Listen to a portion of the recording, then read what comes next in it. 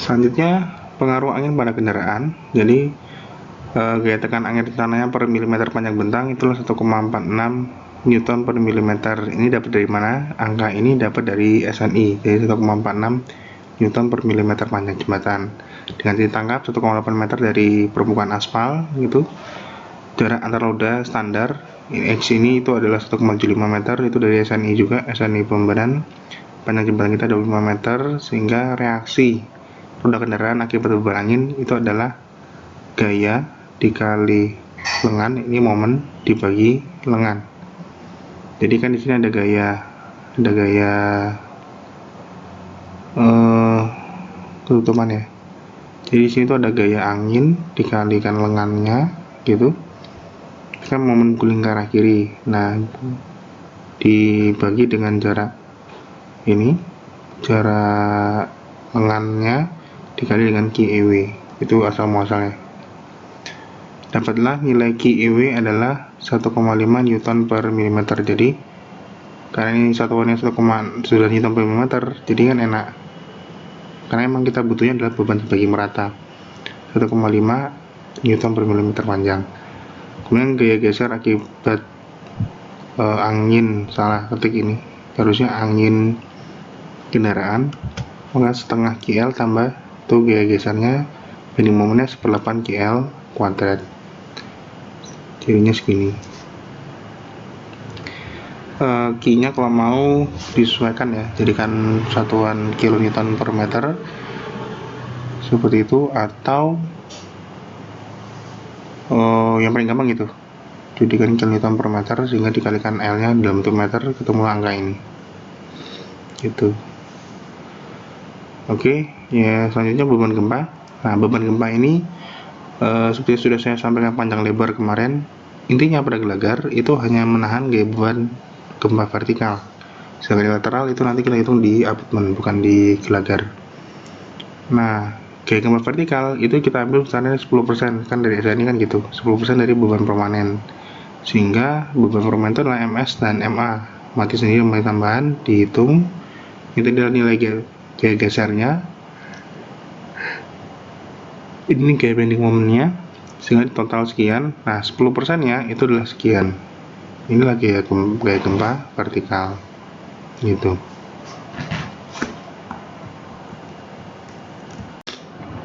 Baik, selanjutnya itu adalah kombinasi beban.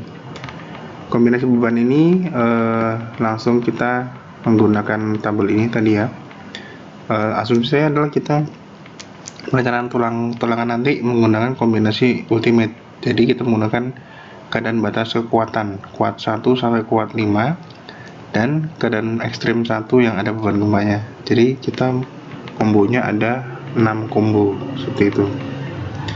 Nah, combo 1 itu adalah beban permanen dikalikan faktor bebannya, terus tambah 1,8 kali beban hidup, tambah ini kita nggak ngitung, ini adalah hanyutan air, tidak ada gaya angin pada struktur maupun kendaraan, selalu ada bearing friction, gesekan peletakan, dengan nilai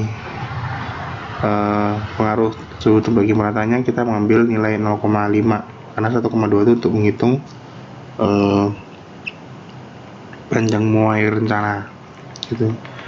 Dengan temperatur gradien dan penurunan itu penurunan tidak kita hitung, maka tidak kita masukkan.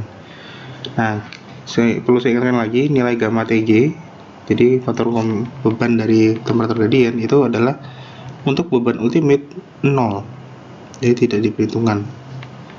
Ada di penjelasan di sini. Itu jadi TG-nya tuh 0 untuk beban ultimate gitu. Nah, dari sini saya baca, kemudian saya susun menjadi seperti ini. Oh, maaf. Disusun menjadi seperti ini. Jadi pertama kita rekapitulasi gaya geser dan gaya bending moment dari seluruh beban yang sudah kita hitung.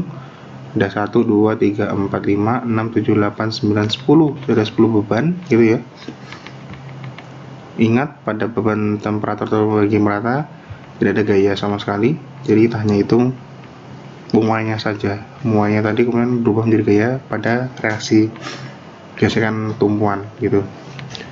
Kalau dilihat di sini saya menggunakan kuat 1, ini kombinasinya kuat 2, kuat 3, kuat 4, kemudian kuat 5 ini, dan ekstrim 1. Jadi segitu banyak kombinasi yang saya baca. Setelah saya coba ternyata lebih enak ya, bentuknya model tabel kayak gini. Jadi bebannya bisa banyak, kombonya juga bisa banyak. Ya pada dasarnya sederhana saja kan. VU dan MU nya adalah faktor beban dikali dengan bebannya. Jadi 388 kali 5 itulah 1,3 kali V. 2430 itulah 1,3 dikali B bending moment. Seperti itu seterusnya sampai 5K kuat beban kuat di 5 gitu. Kemudian tambah ekstrim 1 yang ada beban gempanya. Ini nilai 1,3 dan lain sebagainya. Ini itu lihat penjelasan di kuliah saya sebelumnya, dan hati-hati tetap harus membaca tabel ini. Nih, kayak di sini ketika ada beban gempa, maka gamanya untuk beban hidup itu mengikuti ketentuan. Kalau nggak salah 0,5 untuk jembatan sangat penting, 0,3 untuk jembatan penting dan 0,05, 0,3 dan 0,1 kayaknya. 0,1 untuk yang jembatan lainnya. Sehingga itulah kenapa pada kombinasi gempa yang ekstrim 1 itu beban hidupnya 0,3. Nah ini TD sama TB dengan gaya rem atau gaya kendaraan dan gaya rem itu diambilnya 0,3 karena beban hidup gitu. Sisanya ya sama lah cara membaca tabel, sehingga dari rekapitulasi kemudian dikasih combo, dihitung gayanya, terus dijumlahkan dari kuat 1, 2, 3, 4, 5 dan ekstrim 1.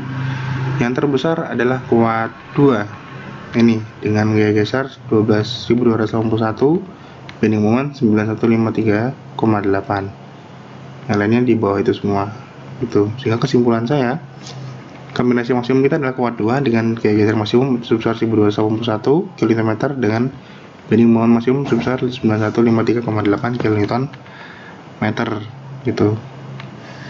Yang terus seperti saya sampaikan kemarin, jangan panik melihat kombinasi sebanyak ini. Aku sudah pakai Excel, gampang aja.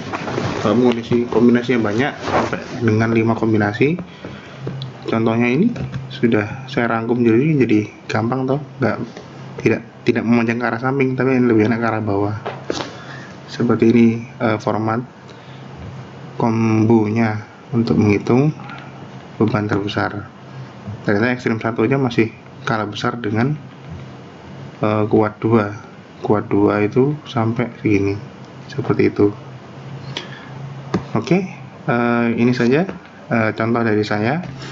Nanti tentu saja akan saya upload versi PDF-nya juga, cuman penjelasan ini saya rasa penting agar kalian tahu kenapa kok perhitungannya seperti itu, kenapa rumusnya seperti itu gitu ya. Jadi di sini adalah penjelasannya.